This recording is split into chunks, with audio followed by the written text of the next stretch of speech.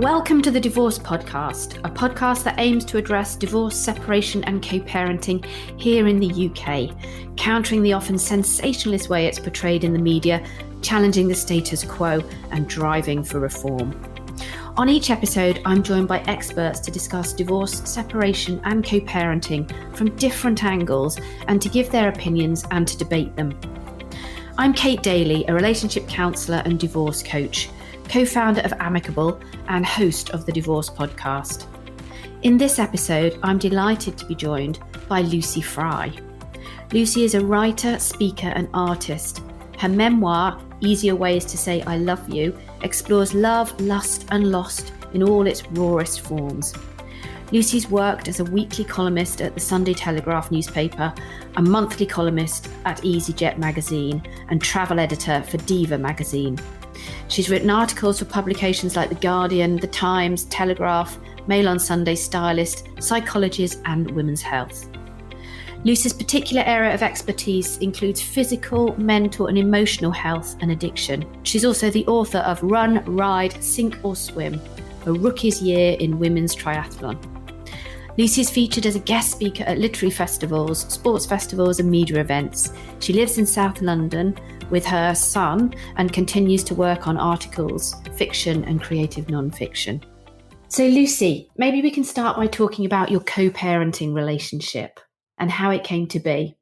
What's the background to how you are and where you've got to today? Well, the background, of course, to any co-parenting relationship is that two people, I suppose, well, the one in the co-parenting relationship I had, two people decide to have baby, try and do it together and then separate and need to figure out how on earth are we going to bring up our child as no longer a romantic unit and make it work for all of us as a unit, as a new unit. So yeah, I was with my wife, still my wife actually, we're not yet divorced, although that will be happening, but we're not in a huge rush. I was with her for 12 years in total, and we separated when Rufus, my son, was 18 months ago, and he was 2.5. We officially separated, although I think we'd sort of been living as friends for quite a while, really. And yeah, we decided to do it our way, and it's been really quite difficult to go against the grain, even though our way has been a lot more amicable, to use the title of your podcast. People don't always understand it. What is it that they don't understand, do you think? Well, I think, and when I say people, I mean some people. I mean the kind of what I would call the blueprint for the way that we view separation is that if you want to separate, you must be really separate as humans. And people tended to be more familiar, or at least close family members anyway, tended to be more familiar with the idea that we would not want to be in the same room, prefer to really split our family unit up, especially if we were going to go on and have other partners in our lives, than the idea that we might merely be kind of, and it sounds a bit hokey, but it's true, reconfiguring our partnership into something else that maybe took out the romantic sexual element, but was still a family. So you mean you see this as a transition rather than a splitting or an ending? I mean, can I say yes to both? I see it as an ending and a transition. To be deeply annoying and paradoxical, it is an ending of one thing and a starting of another. That, we can't really get away from the ending aspect. That's a reality. It was the ending of marriage. Of course, nobody knows whether people in 10 years' time get back together. I doubt that, but you never know what's going to happen in life. I've learned that very fast. But yeah, it was an ending of our marriage and a beginning of what we then had to create. And there really isn't an instruction manual or any kind of advice that I could find out there for doing it your way. You don't hate your partner when you are hurt and you do have resentments to work through, but fundamentally you both love this child. And in our case, we went to a lot of effort to have this child as two women. So we then had to put the same kind of conscious thought and effort into how we were going to parent him as no longer a romantic unit. So you're not saying that there wasn't the typical feelings of hurt and anger and upset as the breakup unfolded. Those feelings were still there, but you had a different vision of what life would be like and a different idea of how much contact you'd have with each other in order to co-parent Rufus. Is that the kind of premise? Look, if you've met someone who decides to split up with their partner and has no hurt or resentment, I'd like to meet them. I mean, I don't know whether we ever get to that stage. It's a beautiful idea to get to the stage where you just sit down with someone and say, honey, it's not working. And they go, okay, I love you and I'll let you know. Okay, yeah. I think that would defy the passion that had been in the relationship and the love. So, yeah, of course we had all that. And we'd made loads of mistakes that had led us to every point that we went through. That was the first bit of your question. What was the second bit? Because I did have an answer. Well, I think it's interesting because I think sometimes people think that when we talk about being amicable, it means there's an absence of any conflict. And that's just not the case, is it? Amicable is about working through the conflict in a constructive way, coming out the other side, and then redefining that transition from parent to co-parent and making that a new path and a new vision for a new way forward without it feeling like it has to be, as you said, you have got to be pitted against each other, or you've got to take sides, or your family's got to rally around you to the exclusion of the other person. So I'm just interested in drawing that point out, that amicable doesn't mean an absence of conflict. It means a more constructive way of working through, as you said, the inevitable conflict that's there. I couldn't agree more. And actually, at the moment, I'm writing a book about relationships, and I'm looking a lot into this idea of healthy conflict. And it's new for me as well. I haven't been very good at arguing or having conflict or working through it all through my life, but I'm getting a lot better, and I'm realizing that there is huge value in knowing how to have conflict with someone. And we weren't always great at that in our relationship, but we also weren't awful. And we did talk through a lot, and we did communicate as best we could. And then when we had conflict as we were separating, I have to say one of the things that was really helpful was that we had some very intense short-term couples psychotherapy with a brilliant psychotherapist in Harley Street called Claire Faulkner. I hope she won't mind me mentioning her, but she was really, really helpful to us. And we went in trying to fix things, really, trying to stay together and communicate better. And about halfway through, it was me who said, I think we're trying to deconstruct something here, actually. And the couples therapy that we then had, and having the safe space to say that in that space, I believe it enabled us to not tear each other apart on the way out.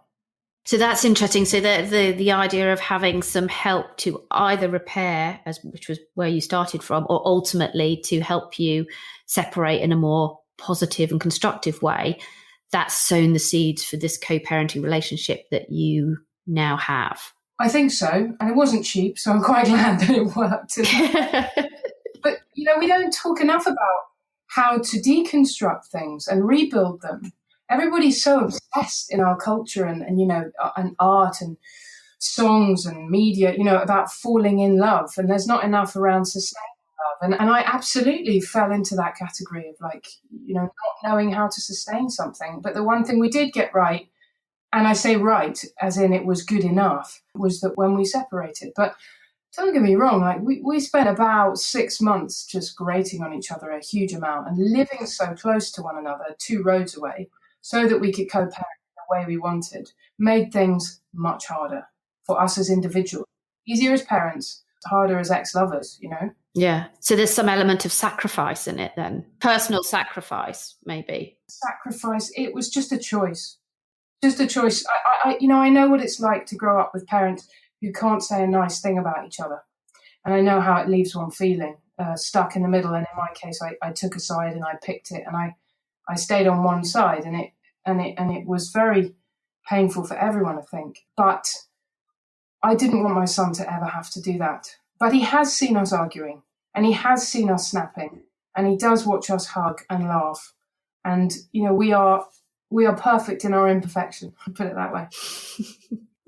I mean, I think one of the interesting things is your point you made about the focus. Culturally, the focus is always about falling in love, all the big romantic gestures, that element of it. And it strikes me that as we mature as a society and as people live longer, it's something that, we talk about a lot on this podcast, is that we're going to have many more relationships. The idea of having one relationship that lasts for all of our adult life seems less and less likely. Whether it's desirable or not, that's up for debate, but the sort of cold, hard facts about it, it seems inevitable that more of us will have multiple relationships, and children will be a part of some of those relationships, potentially all of them, if you have your children from the first main relationship. So I think we do have to get better at this. And I wonder what you think. You said earlier, you did this well. What were the key things you did well? So I think asking for help was crucial, because despite my long history of individual psychotherapy and having trained, or nearly having completed my training as a therapist now, I had never really wanted to go to couples therapy, because in my head I still had that stigma of like, that was the couple that was really struggling, And it's interesting, as someone who encourages everyone to go to therapy, that I still had that stigma. So we asked for help. What else did we do right? I mean, I'll tell you what I did. I can't really speak for my ex-wife, my wife, Bella. I kept in mind one thing that would always bring me back from the brink of hating her when we were really, because what happens, let me just digress a tiny bit. What happens when you separate from someone, in my case, is that all the things that you've just brushed under the carpet because you're a couple, because you love them, because you've got someone coming around for dinner and you can't face bringing it up again, all of those things, they suddenly stop being brushed under the carpet. And it's like, really, they're just infuriating. And I know she felt the same about me. So when those moments came where we just were full of rage because the things that we'd pushed down were now surfacing, I just called to mind every time, and this sometimes didn't happen till after the argument, the moment when she gave birth to our son. And I was standing next to her. I know it sounds corny, but it's so true, and I feel really emotional. And just the extraordinary display of motherhood that she showed, and the strength as she pushed him out. And I watched that, and I just kept thinking, and my journey with my son as a parent has been a complex one too. And I just kept thinking, you did that. Effectively it was her who wanted a baby, found the donor, pushed the whole thing forward and sort of slightly pushed me into it. And I was obviously a willing participant. And when he came along, I couldn't believe how much depth it added to my life. And so I had to keep reminding myself, find something extreme, I guess, is the advice I'm thinking, whether it's that moment when your partner stood up for you in front of an abusive parent, or that moment when they just asked you to marry them, or anything beautiful that they have done in service of you and your family. And just keep coming back to that, because that stopped me wanting to destroy us. Does that make sense? I don't know. Yeah. So it's just hanging on to the person they've been during the relationship, rather than having that focus on, like you say, all of the angry feelings that you've got with them in the moment. So trying to recall a better time. Yeah, I think so. Because remembering the better time allows you to focus on the good qualities they've got, because you've now got to see them as a co-parent rather than as a lover or as a partner. Yeah, exactly. Or just find one thing they did that was extraordinary and changed your life. Yeah. I mean, you've talked about, haven't you? You've talked before about when you were actually choosing your partner, to thinking about the commitment you were going to make, thinking about, is this somebody that I could break up with? I thought that was quite interesting. I heard you speak about that on another podcast, and I quite like that. Tell me a little bit about that. I'm not sure I said that. And if I did, it was probably a little bit wrong. I don't think age 26, when I met Arabella, that I thought, how are you going to be in a breakup? I didn't think like that back then. I do think a bit more like that now. What I did think when we were having a kid was, are you somebody I could cope with for the rest of my life, being in my life, that I cannot run away from? Because you see this, I've seen this in so many friends who've split up with partners. They suddenly realize when they have children, they cannot get this person out of their life.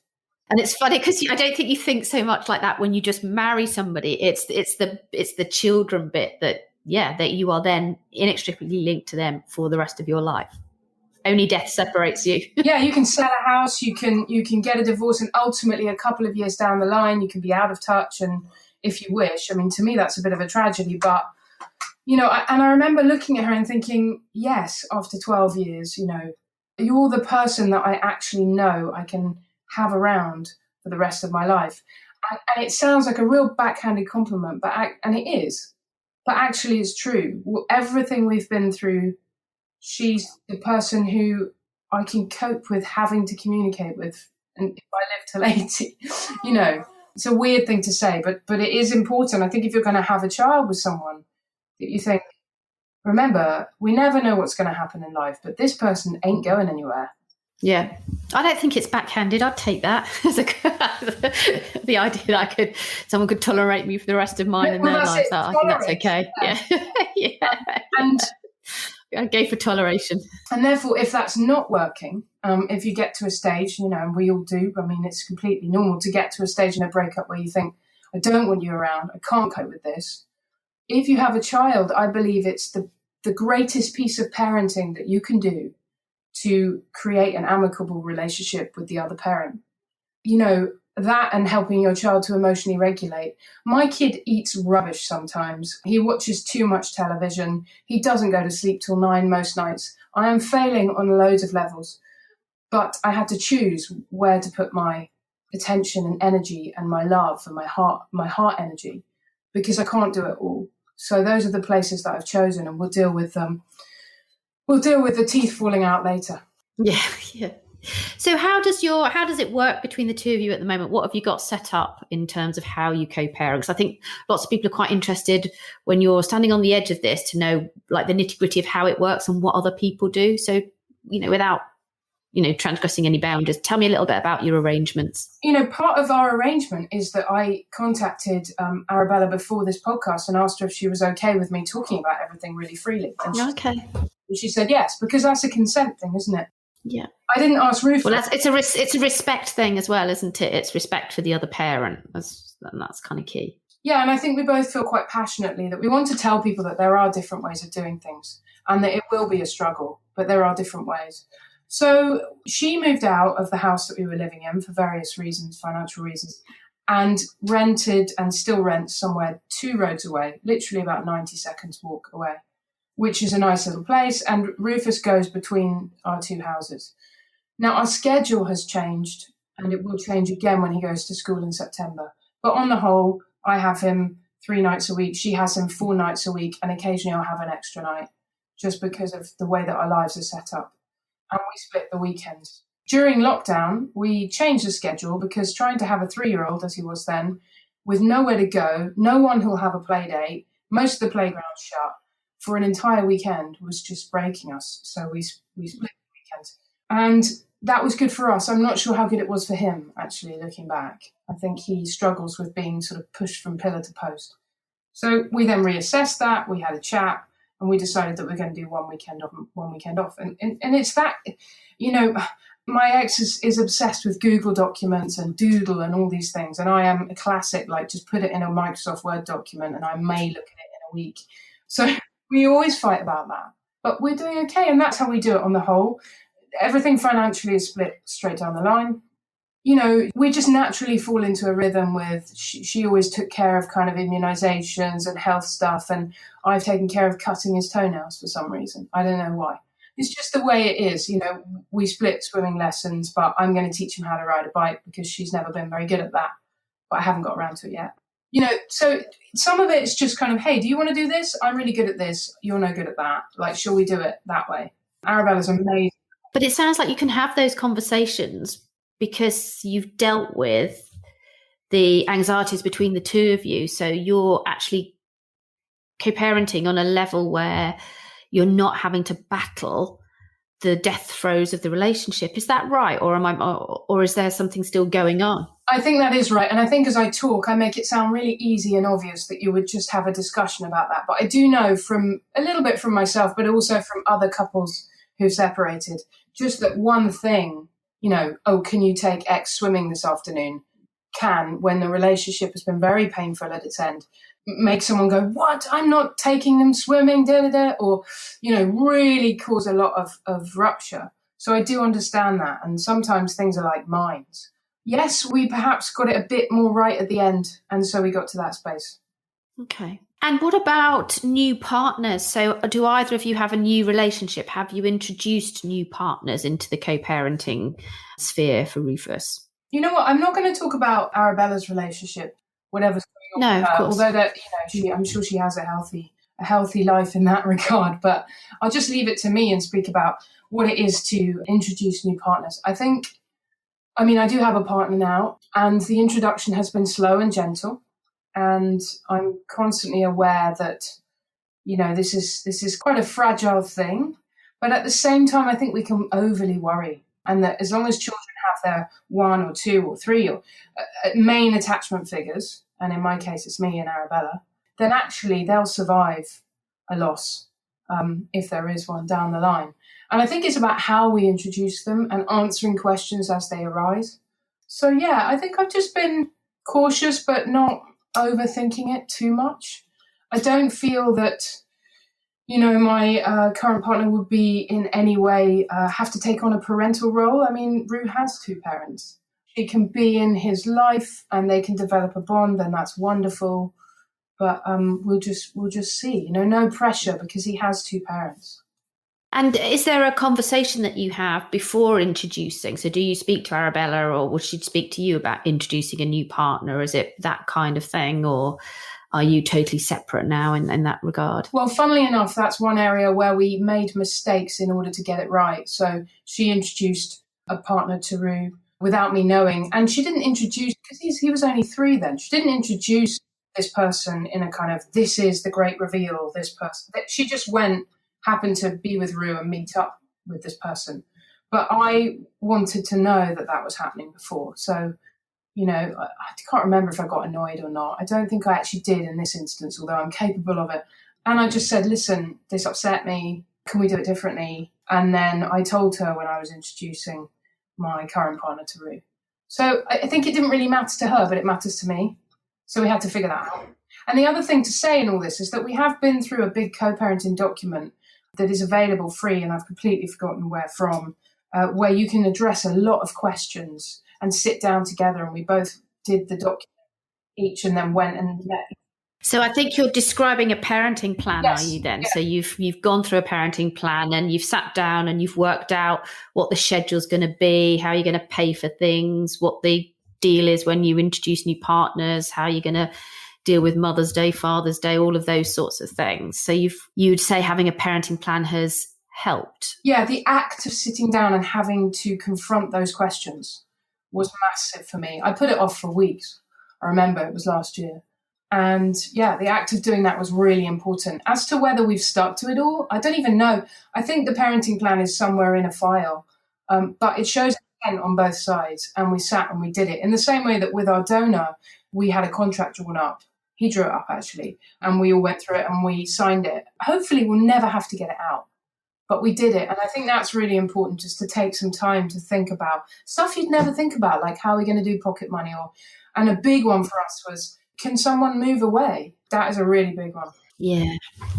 So what did you decide about that kind of thing? I can't remember the exact number, but we decided, and this was me, because my ex was very kind of clear that she wasn't planning to move anywhere.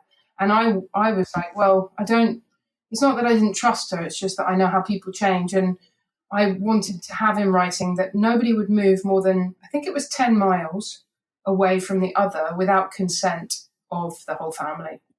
So that's in place. And I'm stuck a bit. I'm stuck in where I live a little bit as a result. But that's okay. That's a choice I made when I became a parent. But it sounds like the bedrock of all of this. I love what you say about the parenting plan, because I think it's really important. And even if it does change next term or next week or whatever, the fact that you've spent the time going through it's taken your brain to that place. You've considered some of these things. I think that's all really helpful, because just to have thought things through, even if an issue that's not on the parent plan comes up, you've learned something by having that open dialogue and that open discussion, even if it's you've learned the give and take of negotiating when you've got a child and you've got your own personal things pressing on you as well. So I think the process of creating a parenting plan, even if you say you never get it out again or it sits in the drawer, is vitally, vitally important. And I think what underlies that and what I hear from you with all of this is you're just a good communicator. I mean, you better hope so, given your job, but you are just a good communicator. And that feels like those skills are super important in the co-parenting relationship. Yeah, well, I'm a good enough communicator. And what I mean by that is that I'll come and say sorry very quickly. I mean, I still snap, I still get annoyed, and it's usually to do with stuff that's going on for me, separately. then I get an email from Arabella saying, oh, can we swap this date? And I'm like, no. But very quickly I'll take a breath, I'll speak to a friend and I'll go, I'm really sorry. Here are the reasons why I said no, or I was a bit rash. Of course we can. But when I struggle with all of that, and I just keep thinking about my boy. You know, what do I want him to grow up around? He's already got separated parents. That comes with its own challenges. What do I want him to know? That we love each other, because otherwise he has to pick a side.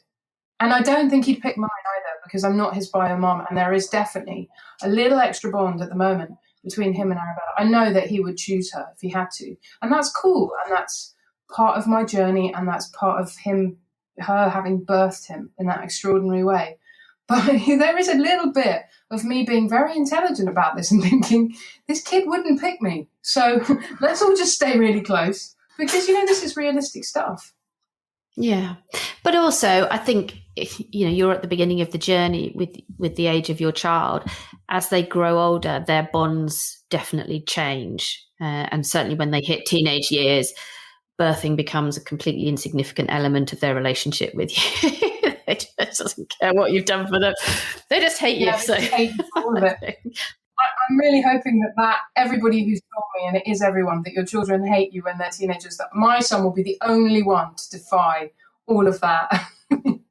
But you'll bring something different, and there'll be the ability for your child to move between the two homes at pressure points. And then I think that actually becomes, it's not that it's an advantage, but I think it becomes something that's really important for teenage children to be able to go between the two spaces as pressure builds in one area and the relationship shifts and changes. So yeah, and on that note, I'd just love to say that one thing I've noticed is, thinking about what it would have been like if we'd stayed together as a happy couple, I don't think I'd have the bond with Rufus that I have now, because we've spent so much time alone, just the two of us. I do bedtime differently.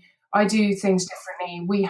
Our relationship is based on play fighting, humour, do little in-jokes and eating ice creams together. It's a different relationship. And I just think that we've had a chance to cultivate that, where if there were both parents at home, he might not have wanted to spend so much time with me. I don't know. Or the other, and perhaps the other way around for Arabella as well, that she's had a stronger bond with him. There's so many benefits to co-parenting. I have to say, I get time to myself. I can wake up alone in the bed and have a coffee. It's amazing.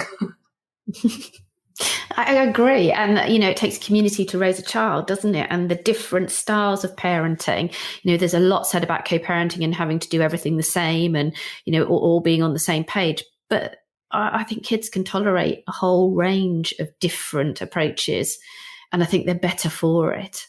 So I agree. I think there are you're dealt a hand, you make the best of it. And in making the best of it, I think you can see some real positives and advantages in what you're doing and the co-parenting relationship that you have. I think it's really inspiring, actually. I really do. Yeah, thank you. I think what children can't tolerate is having to choose between parents, watching parents tear strips of each other on a regular basis, and any kind of sense, because children have a bat sense, like adults lose contact with that self. But that sense when they think, mummy and mummy are being angry, daddy and daddy, or mummy and daddy are being a bit snappy with each other, and then they pretend everything's fine. Mm-hmm. So, I would always say to Rue, oh, Mummy B's annoying me right now, but I love her, and I do the same with him now. I say, I'm upset with you. I still love you. We're upset with each other. How are we going to figure this out? So he knows. He's not imagining it. Yeah, exactly. Yeah, exactly. You're helping him fill in the emotional gaps, aren't you? And not leaving it to him just to navigate on his own. No, it's really positive, and it's been really fascinating talking to you. We're coming up to the end of time. I'm sorry. Where can people find out more about you, Lucy? Well, my incredibly outdated website is lucyfry.co.uk. I will be updating it in time for the publication of my next book in February. But yeah, at the moment it's pretty outdated. And there's @Lucy_Fry_writer at Instagram as well. Brilliant. Well, listen, it's been fascinating to hear the nitty-gritty of how certain people do their co-parenting. It's been really lovely to talk to you. Thank you very much indeed. Thank you so much. My pleasure. Of course, you can find me on Twitter. I'm @Kate_Daly, and you can subscribe to the podcast at thedivorcepodcast.com. Thanks very much for listening.